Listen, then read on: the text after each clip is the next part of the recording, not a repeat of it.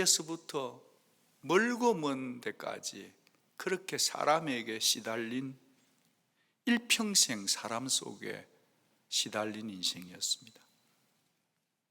가깝다 하면 얼마나 가까우냐면 자기 아들인데 자기 아들이 칼을 들이대었습니다. 자기 친구인데, 자기 분명히 부하 신복인데 요압 장군이 군사적인 파워를 이용해 가지고 옆구리에 칼을 꽂고 얼마나 돌리든지 다윗이 너무 힘들었다 그랬어요. 죽을 때 유언까지 남기죠. 그리고 또 자기를 가장 힘들게 한 자는 사울 왕이었습니다. 여러분도 인생 살아보면 알겠지만 여러분하고 비슷한 체급의 사람이 여러분을 힘들게 해도 감당하기 힘든데, 한 나라의 절대 권력자인 왕이 자기를 죽이려고 하니까 그 얼마나 힘들었겠어요. 뼈가 마르는 거죠. 근데 그분이 다른 사람도 아니고 장인어른이에요. 사위사랑은 다 장인사랑인데 장인어른이 사울왕이 인격 주머니가 좁아가지고 정치적인 시기심 때문에 사위를 죽이려고 하는 거예요. 그래서 다윗이 시편 31편 9절에 내가 근심 때문에 눈이 상하고 영혼이 상하고 몸이 쇠했습니다. 사람이 좀 건강하면 웬만한 거 이길 수 있어요. 건강도 안 돼, 감정도 안 돼, 영도 안 돼. 삼박자가 들이닥치니까 도무지 이길 힘이 없다 그러는 거예요. 사람 때문에. 이 시를 썼을 때가 한 30살인데 허락 없이 하는 얘기지만 이 사람 인생살이 경험을 하면 90살 넘은 것 같아요. 사울이라는 왕을 피해서 도망을 쳐보는데 굴에 들어가도 죽이려고 하고 광야에 가서 있어도 죽이려고 따라오는 거예요. 이제는 이스라엘 땅에서는 숨을 곳이 없어. 그래서 어쩔 수 없이 살아보려고 도망치는데 원수의 땅에 피해가는 거예요. 블레셋 땅입니다. 그냥 거기 가서 아파트 계약해놓고 그냥 문 밖에도 안 나가고 그냥 주구장창 지죽은 듯이 있는데 세상에 블레셋 사람들이 다 알아봐 버리는 거예요. 어떻게 아냐 하니까 이 도망친 곳이 물맷돌로 누구를 죽였죠? 골리앗을 죽였는데 골리앗의 고향으로 들어간 거예요. 사람이 얼마나 급하면 거기 들어갔겠어요. 그러니까 가 있는데 이 가드 지역의 이 장군들이 아직 다윗은 왕도 아니에요. 도망치고 다니는데 보고를 어떻게 하니까 가드 왕이요, 정신 차리세요. 저 다윗 저거 만만히 보면 안 됩니다. 저 왕입니다. 죽여버려야 됩니다. 이러는 거예요. 우리는 이 시편 56편 말고 시편 34편하고 사무엘상 21장을 통해서 다윗이 이 난국을 어떻게 싹 피해가는지를 압니다. 어떻게 했죠? 미친 척하는 거예요. 눈은 풀려가지고 초점을 안 주고 이렇게 머리는 흥크러가지고 불쌍한 듯 홈리스처럼 보이고, 수염은 원래 존경의 의미인데 수염에다가 이렇게 침을 질질 흘리는 거예요. 원래 이 머리에 6개의 신경이 있는데 하나가 이렇게 상하면 밥을 먹다가도 밥알이 흘려지는 것처럼 의도적으로 침을 질질 흘리는 거예요. 존경을 상징하는 수염에 침이 질질 흘리는 거예요. 그러다가 손톱을 가지고 성벽을 좀 왕궁을 좀 끌고 소리를 내는 거예요. 그러다 한번 웃어. 왜 이러지요? 살려고. 그래가지고 미친 짓을 하니까 재수 없다. 저게 무슨 왕이냐. 그래 내 쫓아버린 거예요. 여기까지는 우리가 잘 압니다. 해피엔딩이죠. 그런데 말이죠, 그게 그렇게 쉽게 그렇게 단순하게 끝난 게 아니라는 거죠. 책을 너무 빨리 덮을 수 없더라, 그런 말이에요. 이 시편 56편의 표제어에 보면 이미 말씀드린 대로 다윗이 가드에서 블레셋 사람에게 탁 포획돼서 잡혔을 때라고 밝히고 있습니다. 그러니까 그가 애초 잡혔을 때 그는 블레셋의 원수들로부터 극도의 두려움과 감정의 떨림의 시간을 겪었다는 거예요. 사울왕 피해서 도망쳤더니만 안전하리다, 사울왕이 여기는 못 쳐들어올 거다, 사울이 겁이 많으니까 이 블레셋은 못 들어온다고 해서 도망치고 안전하다고 갔는데 세상에 거기 가보니까 더 큰 두려움이 나를 떡 기다리고 있더라는 거예요. 다윗을 원수들부터 극심한 공포의 시간을 보내어서 자기의 마음을 쏟아내는 거예요. 그게 시편 56편 1절에 보니까 사람이 나를 삼키려고 한다, 나를 잡아먹으려고 하는데 종일토록 압제한다는 거예요. 그들이 어떻게 했냐 하니까 싸움꾼들이 막 괴롭히는데 자신을 짓밟아 어깨요 발길질을 하고 때렸다고 다른 역본에 나와요. 2절에도 보면 내 원수가 종일 나를 삼킨다고 그러는데 하나둘 달라드는 게 아니고 막 떼거지로 달라드는 거예요. 온종일 괴롭히는 거예요. 좀 쉴 시간을 줘야 될 거 아니에요.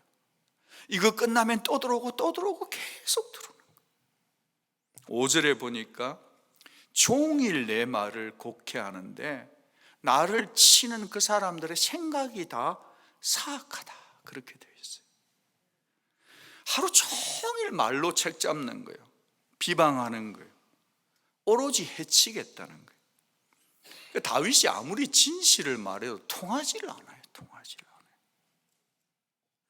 여러분, 사람이 마음이 이렇게 딱 틀어지면 우리도 그럴 때가 있어요. 누가 무슨 말을 하면 마음이 틀어져 있으면 무슨 말을 해도 삐딱해요. 헐뜯고 상처 주고 표정으로 공격하고 눈에서 레이즈 나가고 인신 공격하고 없는데 뒷담화 치고 사람이 삐뚤어지고 나하고 틀어지면 그냥 그렇게 야비해져요. 그 다윗이 그걸 몽땅 당한 거예요. 사람이 살 때 참 서로 조심해 줘야 되는 것 같아요. 사람은 관계적 존재들이니까. 부부 관계에서도 마찬가지, 부모 자식도 마찬가지, 직장의 상사와 부하 관계도 마찬가지, 성도와 성도 사이에도요, 사랑과 존중으로 관계는 항상 빌드업 되는 거예요. 그런데 사랑과 존중에 금이 가기 시작하면 이게 얼음판 같아서요, 탁 금이 가면 깨지는 거는, 쌓아 올리는 거는 참 시간이 많이 걸렸는데 깨지는 건 순간이에요. 찰나예요.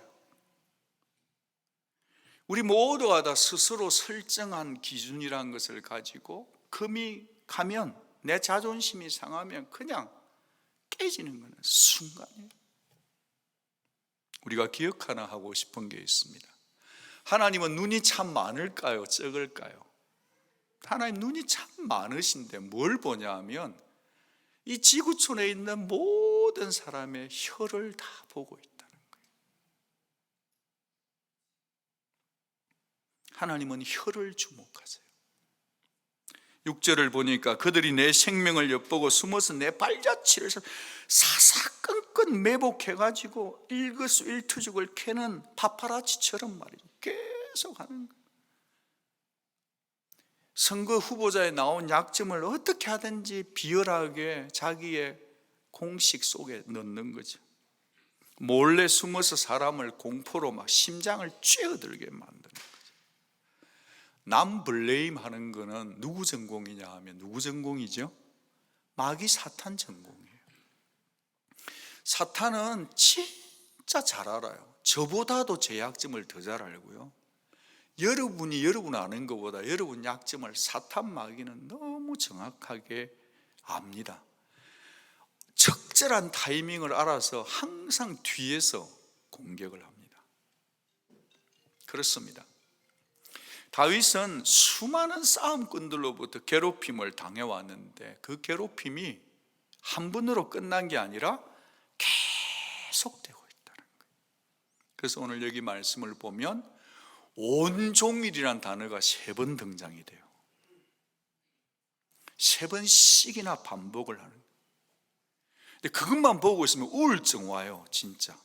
그런데 이 시편 속에서 눈을 똑똑히 뜨고 보면 소망이 생겨요. 온종일 괴롭히는 게 3번이 있는데 그 말과 앞뒤에 보면 항상 같이 나오는 친구가 있는데 그게 뭐냐면 의지한다는 말이 나와요. 온종일 두려운데 온종일 의지한다는 말이 나오는데 3절에 나옵니다. 4절에 나옵니다. 10절에 나오고 11절에 4번 온종일 두려운데 이 다윗은 하나님을 의지하고 두려워하지 않겠다라고 얘기하는 거예요. 할렐루야. 의지한다는 것은 한 번, 두 번만이 아니라 지속적이어야 함을 다윗은 우리에게 알려주는 것 아닐까요? 의지한다는 말을 생각할 때 우리는 하나님, 하늘에 계신 하나님을 의지한다고 믿는다고 생각하지만 우리의 믿음은 하나님을 믿는 것과 아울러서 일상 살아가는 생활 속에 순간순간 하나님을 믿고 의지해야 된다는 거예요. 여러분, 믿으려면 친해야 됩니다. 친해야만 믿을 수 있어요. 여기 의지하리라라는 단어가 있잖아요. 이 의지하리라는 단어 히브리어가 바타흐입니다. 이 의지한다는 단어 히브리어 바타흐는 영어로 cling to로 번역이 되어 있습니다. 이 cling to라는 단어를 제가 요즘 배우는 게 있는데, 이제 제 외손녀에게 전화를 하면 얘가 기분 좋을 때는 뭐 재롱잔치를 얼마나 하든지, 제가 요즘 참 많이 젊어졌잖아요, 그죠? 행복합니다. 할머니한테도 하고 할아버지는. 그런데 딱 한순간은 제가 아무리 재롱을 빰빰빰빰빰 캐리 아유 그래도 반응이 없어요. 언제냐면 머리 열날 때, 그때는요 엄마 가슴에 탁 붙어가지고 하루 종일 직장 생활하고 피곤한 제 큰딸에 붙어가, 저는 아유 나 좀 떨어져라 말하고 싶은데 소용이 없어요. 아무리 붙어서 안 떨어져요. 완전 자석이에요. 지남철이에요. 붙어서 안 떨어져요. 그래가지고 이 핸드폰을 페이스북에 갖다 줘. 할아버지가 얘기해도 반응이 없어요. 계속 그냥 엄마 가슴에 얼굴을 파묻고 있는 상태가 뭐냐? 바타흐예요. 클링 투, 의지한다는 단어예요. 저는 여러분의 삶의 정황을 잘 모르지만 여러분이 요즘 몸에 열이 나고 감정에 열이 나고 어디가 아프시면 하나님께로 바짝 바타하는 그런 우리의 삶이 되면 좋겠습니다. 여러분, 다윗이 이렇게 하나님을 의지했다고 그러니까 그러면 다윗은 그냥 두려움도 없었을까요? 아닙니다. 3절에 보면 내가 두려워하는 날에는 주를 의지했다 그러는 거예요. 이 말씀을 히브리 원문으로 보면 이렇게 되어 있습니다. 내가 두려워하는 날이 있을지라도 있어도 그러나 궁극적으로 나는 하나님을 신뢰합니다, 이 말이에요. 두려워하는 날이 많았어요. 그렇지만 그러나 궁극적으로 하나님을 신뢰한다는 거예요. 저는 오늘 다윗을 통해서 인생 전체가 두려움의 연속이었던 그가 어떻게 두려움을 이겨내고 사람으로부터 오는 스트레스를 이겨냈을까 하는 다윗의 믿음 몇 조각을 가지고 대화를 좀 더 하고 싶습니다.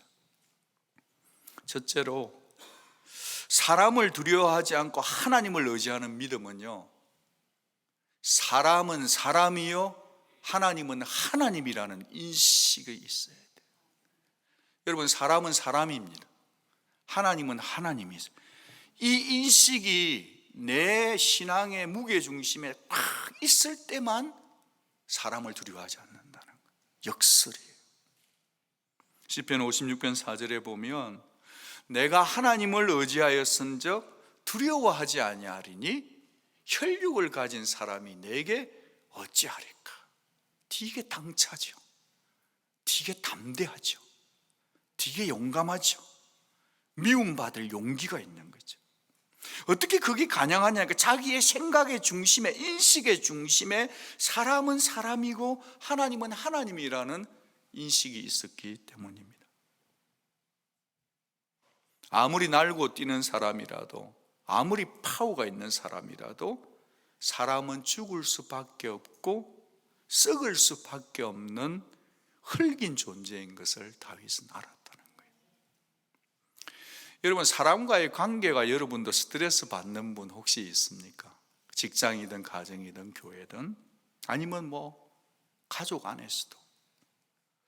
여러분, 관계가 풀리지 않을 때 관계를 풀어보려고 사람에게 많은 공을 들이다가 보면, 시간을 쏟다 보면 하나님과의 관계를 놓쳐버릴 때가 있어요. 여러분, 분명하게 말씀드리지만 사람에게 얽혀 있을 때는 사람을 찾아가서 풀어야 될 때가 있지만 그보다 먼저 하나님을 찾아가야 된다는 이 진리를 꼭 기억해 주시기를 바랍니다.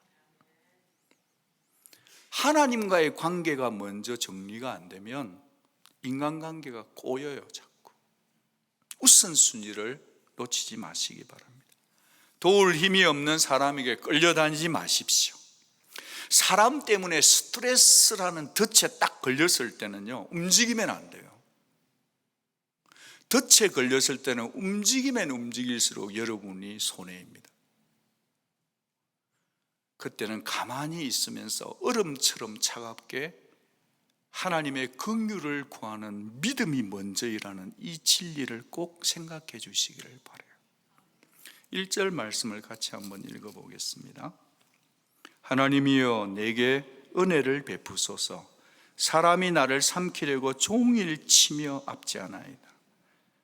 하나님의 내게 은혜를 베풀어 달라 했는데 이게 원래 옛날 버전 성경에는요, 하나님 나에게 긍휼을 베풀어 주세요, 그게 되어 있어요. 여러분, 우리의 모든 것에 몸과 영혼과 관계의 책임을 진 분은 하나님이십니다. 그래서 여러분께서 누군가에게 관계를 맺다가 좀 힘들게 될 경우가 있잖아요. 그럴 때는 나도 죄인이고 그 사람도 죄인이라서 그래 라고 그냥 마음의 통을, 마음 보자기를 좀 넓혀버리세요. 그러면 좀 한결 부담이 덜어져요. 여러분, 제일 다가가기 힘든 곳은 아프리카 선교 열악한 곳이 아니에요. 캘커타에 불가촉 어려운 사람이 있는 곳이 아니에요. 우한에 코로나 바이러스를 앓고 있는 사람을 치료하러 들어가는 것이 아니에요. 그거보다 더 어려운 것은 뭐냐면 사람들 마음속에 쌓고 있는 벽이에요. 서로가 담을 쌓고 벽을 쌓아 올리고 있으면 하나님의 긍휼을 기대할 수도 없고 기대했어도 안 되는 거예요. 서로 불쌍히 여기는 그 믿음을 달라고 도전하는 우리가 되기를 바랍니다. 여러분, 사람 마음이 되게 독해요. 사람이 참 악해요. 그런데 사람이 또 참 약해요. 참 사람이 독해서 내 죽어도 용서 안 한다고 막 그랬는데 이상하게 어쩌다가 은혜를 받았고 하나님의 긍휼이 임해버리며 얼마나 그 사람이 힘들면 그럴까 해가지고 여러분도 모르게 그 사람에게 찾아가서 여러분이 미안하다고 해본 적 혹시 없었어요? 진짜 바위처럼 딱딱한 마음인데 사람 마음이라는 게 참 이상해요. 그 맥다날에 그 아이스크림 콘 나오는데 날씨가 너무 더우니까 들고 가는데 내 흔히에게 갖다 준다 벌써 흘러내려 버리는 거 있잖아요. 독하고 강하고 그런데 약하고 녹아내리는 아이스크림 같은 그 사이에 뭐가 있냐면 하나님의 긍휼만이 있다는 거예요. 그러니 우리 기억하시기를 원합니다. 두려운 상황이 생기고 사람 때문에 스트레스를 받을 때 언제나 선택해야 된다는 거예요. 연약한 사람을 의지할 건가, 긍휼 베푸시는 하나님을 의지할 건가, 내 인생을 사람에게 둘 건가, 하나님에게 둘 건가, 마음을 정해야 합니다. 마음을 정해가는 것이 신앙인의 길이라고 저는 생각합니다. 질문이 있습니다. 여러분, 사람이 막다른 골목에 하면은 그냥 하나님을 막 찾던가요? 여러분 중에 혹시 비 쫓기는 사람이 계시는데 그분이 막 빚에 쫓기니까 갑자기 막 금식기도 하면서 금요 예배 나가서 쭉 하는 그런 사람을 잘 보셨습니까? 아니면 빚에 쫓기면 어디 로또라도 한번 사볼까? 아니면 갬블링 가서 이 펀에 땡겨서 그냥, 그 사람이 뭐냐 하면요, 평소 하던 대로 한다는 거예요. 그런 거로 오늘 여기서 내가 어떤 상황 속에서도 내가 하나님을 찾아가는 습관을 길러내야만이 인생 살아가는 관계성 속에서 위기가 봉착될 때 사람에게 손 내밀지 않고 엄마 가슴에 탁 붙은 바터처럼 하나님을 찾아갈 수 있다는 사실을 믿어주시기를 바랍니다. 사람은 사람이고 하나님만 하나님이십니다. 두 번째로, 사람을 두려워하지 않고 하나님을 의지하는 믿음을 가지려면 내 눈물의 기도를 주의 병에 담을 줄 알아야 돼요. 내 눈물의 기도를 주님의 가죽병에 담을 줄 알아야 된다는 거예요. 시편 56편 8절을 보면 나의 유리함을 주께서 계시하셨사오니 나의 눈물을 주의 병에 담으소서, 이것이 주의 책에 기록되지 않았습니까? 라고 다윗이 기도해요. 이 기도 8절하고 9절이 참 중요해요. 서로 링크가 걸려 있어요. 8절을 좀 더 집중해 보면 여기에 병은 히브리인들이 가지고 다니던 물부대 같은 가죽 부대예요. 다윗이 흘린 눈물을, 원수들 앞쪽 속에 흘린 그 눈물, 고통과 피통의 눈물이겠죠. 그 눈물을 내가 들고 다니면서 사막 끌고 다닐 때 목 축이는 그 가죽 부대에 내 눈물을 담아. 근데 그것이 내 눈물을 주님의 병에 담아달라고 하는 거예요. 무슨 말이냐면, 하나님, 내 고난을 섬세하게 보고 계신 하나님, 나 이러다가 쥐도 새도 모르게 이 밤에 자다가 죽을지도 모르니까 내 죽은 목숨 같은 저를 주님, 내 눈물을 좀 기억해 달라는 거예요. 다윗에게 이 믿음이 있었던 거예요. 내가 지금 피해 다니고 죽을 것 같은 그 상황이라서 너무 힘든데 내가 여기서 하나님 앞에 기도하면 내 눈물을 쏟을 때 주님이 내 눈물을 보신다는 것을 붙잡았다는 거예요. 그분은 내 눈물을 기억해 주시기 위해서 주의 병으로 내 흘리는 눈물을 담아서 보관해 준다는 거예요. 당신의 책에 기록해 주시는 분이라는 거예요. 여러분, 하나님은 성도들의 눈물을 보석으로 여기십니다. 하나님은 성도의 눈물을 보석으로 여겨주세요. 하나님은 눈물 많은 자에게 못 이기세요.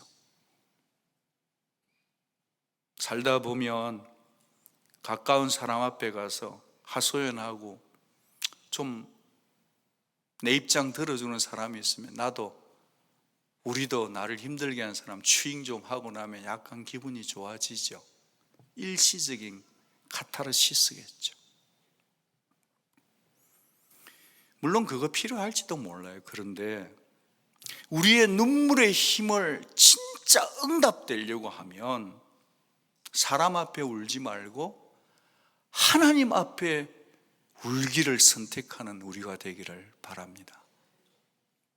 사람 만나서 얘기해가지고 조금 하다 보면 약간 마음이 이해돼, 그럴 것 같아, 문제 해결은 절대 안 되더라고요. 안 돼요. 도리어 더 복잡해져요. 하나님의 앞에 가서 울고 나면 그 문제는 해결됩니다. 하나님 앞에 기도하러 와서 하나님 앞에 울려고 교회 오다가도 사람이 얼마나 약하냐 하면 중간에 누가 까똑 하나 들으면 집사님 시간 있어? 그래 만나가지고 하소연 다 해버리는 게 우리예요. 그러면 문제 해결 안 돼요. 하나님 앞에 여러분의 눈물을 쏟아주기를 바라요. 여러분 남자들도 울 일 많습니다. 하나님 앞에 울어야 합니다. 다윗처럼 사람 앞에서는 당당하지만 좀 당당하십시오. 사람 앞에서는. 하나님 앞에서는 한정없이 약한 자가 될 수 있기를 바랍니다. 하나님 당신 아니면 이 문제 해결 안 됩니다 하고 하나님 아니면 안 되는 것처럼 우십시오. 신앙의 위기는 눈물이 말라가는 데서부터 시작됩니다. 사탄은 성도가 하나님 앞에 울지 못하도록 하기 위해서 5만 가지 계략을 다 세우는 겁니다. 저와 여러분이 눈물이 말랐다고 한다면 하나님 앞에서 울게 해달라고, 내가 사람 앞에 눈물 흘리는 시간에 하나님 앞에 와서 눈물 흘리는 믿음 달라고 기도할 수 있기를 바랍니다. 눈물이 쌓이면 하나님의 위로도 쌓이는 것입니다. 9절 말씀 같이 한번 읽어보겠습니다. 8절 다음에 9절이잖아요. 같이 읽을게요. 시작. 내가 아뢰는 날에 내 원수들이 물러가리니 이것으로 하나님이 내 편이심을 내가 아나이다. 내가 기도하는 날에. 이 말을 다른 성경 번역에 보니까 나를 그렇게 힘들게 하던 사자 같은 원수가 꼬리를 내리고 도망치더라, 그리 되어 있더라고요. 그 번역이 너무 좋았습니다. 내가 뭐 할 때? 기도할 때. 그 마지막에 보면 여러분이 좋아하는 단어가 하나 있을 거예요. 내 편이다 그러잖아요. 누가 내 편입니까? 하나님이요. 어머니가 한국에 계신데 돌아가시고 나면 그 다음에는 한국 갈 것을 갈까 말까 여러 번 생각하게 되는 것 같아요. 어머니가 아직 살아계신 분은 잘 모르실 거예요. 왜냐하면 그 어머니는 항상 내 편이거든요. 내가 잘못해도 내 편이고 내가 힘들어도 내 편이거든요. 어머니 돌아가시고 나니까 한국 가는 게 자꾸 추세가 돼요. 다윗은 지금 하나님은 내 편입니다, 이 말을 하나님 당신만이 내 편입니다, 그 말인 거예요. 여러분 성경을 읽다 보면 이런 구절의 말씀이 있어요. 다윗이 쓴 시 중에 내 부모는 나를 뭐 했으나 버렸으나. 성경을 많이 보신 분들은 아세요. 8째 아들로 태어났는데 다윗은 별로 사랑받지 못한 아들이었다는 것을 확신케 해요. 여러분 중에 부모님 사랑을 못 받고 자란 분이 계실지라도 다윗은 하나님이 내 편인 것을 붙들고 그 어려운 시기를 다 이겼다는 거예요. 여러분 지금 어머니가 계시든 안 계시든 아무도 내 편이 없다고 여겨지는 상황에 있으신 분은 어머니보다 좋은 예수님을, 하나님을 내 편 삼으시기를 부탁합니다. 그거 외에는 이 쓸쓸한 인생을 이길 길이 없어요. 하나님, 내 편 되신 하나님, 그분 계시면 족한 줄 믿으시기 바랍니다. 다윗이 이렇게 고백합니다. 기도하면 길이 열린다. 내가 하나님께 아뢰리니 미리 짐작해서 절망하지도 말고 좌절하지도 마십시오. 기도하십시오. 그러면 두려움과 염려라는 원수들이 화들짝 놀라서 꼬리를 내리고 주랭랑 치는 것을 볼 것입니다라고 지금 다윗은 노래하고 있다는 거예요. 여러분, 다윗이 지금 붙잡혀가지고 가드 왕 앞에 잡혀가 있어요. 옆에서 신하들이 얘기해. 가드 왕, 저 쉽게 보면 안 되면 저 골리앗을 죽인 자면 저 죽여버려야 되면 싹을 빨리 자르세요, 죽이세요 하는데 미친 짓 하면서 기다리고 있는데 다윗이 기도했거든요. 내가 여호와께 아뢰는 날에, 그 앞에는 뭐가, 주여 내 눈물을 주의 눈물병에 담아다. 그랬는데 미쳐간 척하고 이래 있는데 그때 들려오는 소리가 있어요. 뭐죠? 죽여라였습니까? 재수 없다, 쫓아내라는 거예요. 여러분, 지금 이게 동의를 잘 안 하니까 제가 예화를 하나 들어볼게요. 그러니까 여러분 얘기하면 또 속상하니까 그만 저를 쳐요, 저를. 아이고, 요즘 박 목사 밥맛이다. 설교 때마다 뭐라 하고, 목사 밥맛이다. 그 얘기 들었다 쳐봐요, 제가. 박 목사 밥맛이야.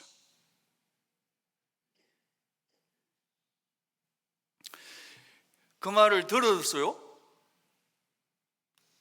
근데 제가 우리 박 목사님 너무 멋있어야 하고 칭찬받고 죽어버리는 게 낫겠습니까? 아니면 밥맛이야, 존심은 무척 상하지. 직장에서든 뭐 교회에서든 누구든 진짜 쏙 확 뚜껑 열리지. 그래도 박 목사 밥맛이야, 여러분 한번 해주세요. 박 목사 밥맛이야. 그런데 그 소리 듣고 살아야지 뭐. 어쩌겠어요? 살아야지. 살아있는 게 낫습니까? 와, 우리 박 목사 멋지다 하고 죽어버리는 게 낫습니까? 여러분, 직장생활 하면서 뭐 밥맛이다, 뭐 이게 뭐야, 이런 얘기 한 번도 안 들은 사람 손 한번 들어보세요. 살아야지.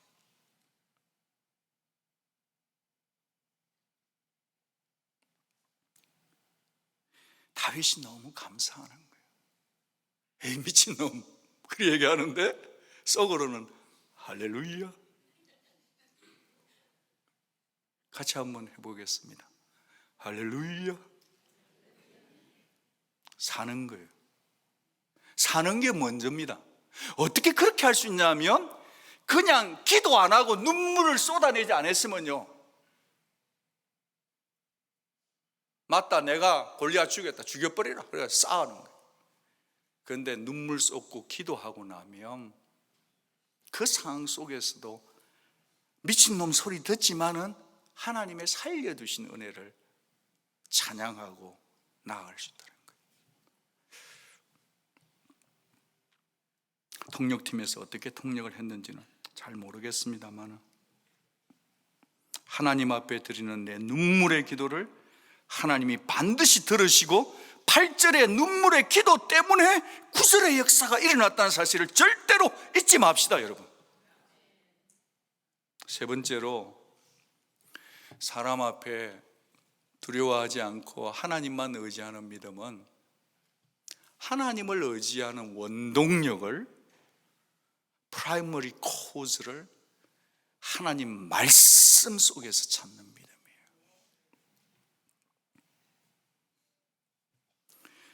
56편 10절에 보니까 내가 하나님을 의지하고 그 말씀을 찬송하올지라. 내가 하나님을 의지하여 그의 말씀을 찬송하며 여호와를 의지하여 그의 말씀을 찬송하리이다, 그러는 거예요. 하나님을 의지하는 사람은 하나님의 말씀을 믿습니다. 약속을 붙드는 거죠. 약속은 이미 성취된 것은 약속이 아니잖아요. 약속을 믿는 거예요. 이미 성취되지 않은 약속을 믿는 것은 약속 한 분을 믿는 거예요. 하나님을 믿는 거예요. 인생을 걸만한 약속인지 사소한 건지 넘길 것인지에 대한 부분을 분별하면서 말씀하신 시건치 않는 하나님을 붙들 수 있기를 바랍니다. 사람이 성격 좋다고 다 하나님 믿는 거 아니던데요. 신앙 연륜이 깊다고 위기 상황 속에 다 하나님 신뢰하는 것 아니던데요. 도전하고 부탁드리기는 어떤 인간관계의 스트레스나 위기가 있을지라도 믿음으로 하나님의 약속을 붙들고 이겨내는 성도들이 될 수 있기를 부탁합니다. 다윗이 붙든 말씀이 뭐냐 하면 하나님께서 너를 이스라엘의 왕으로 삼겠다 했던 약속이에요. 내가 너를 택했으니 내가 네 하나님 되어주겠다는 약속이에요. 내 백성이 나에게 부르짖으면 내가 응답하겠다는 약속이었는데, 여러분 우리 12절 13절을 같이 한번 읽어보겠습니다. 여기 보면 지금 다윗은 어디 있죠? 블레셋 이방인의 땅에 있어요. 블레셋 이방인의 땅, 원수의 땅에 있어요. 도망자예요. 그런데 그가 감사해요. 그런데 그가 믿음의 고백을 해요. 12절 13절을 같이 한번 뚫어지게 읽어봐요. 같이 읽겠습니다. 시작. 하나님이여, 내가 주께 서운함이 있사온즉 내가 감사제를 주께 드리리니 주께서 내 생명을 사망에서 건지셨음이라. 주께서 나로 하나님 앞 생명의 빛에 다니게 하시려고 실족하지 아니하게 하지 아니하셨나이까. 감사한다는 거예요. 아직 원수의 땅에 있는데. 제가 어제 저녁에 이 말씀을 다른 번역본을 하나 봤습니다. 이걸 꼭 좀 나누고 싶습니다. 우리 이 다음 구절 파워포인트를 좀 같이 한번 읽어볼게요. 시작. 하나님, 주께서 약속하신 것 다 지키셨으니 내가 마음을 다해 감사드립니다. 주께서 나를 죽음의 벼랑에서 끌어내시고 내 발을 파멸의 땅에서 끌어내셔서, 잠깐만요, 여기서 호흡 한번 가다듬고, 그 다음 번역이요, 신 같지 않아요? 다윗이 지금 원수의 땅에 있는데, 원수의 땅에서 죽느냐 사느냐 있었는데, 그 다음 번역 우리 같이 한번 시인이 된 것처럼 가을 남자들처럼 한번 읽어보겠습니다. 시작. 나 이제 볕드는 생명의 들판을 하나님과 함께 즐거이 거닙니다. 와, 제가 영어만 좀 잘하면 영어로도 한번 읽어보겠는데 영어를 못해가지고 못 읽겠네.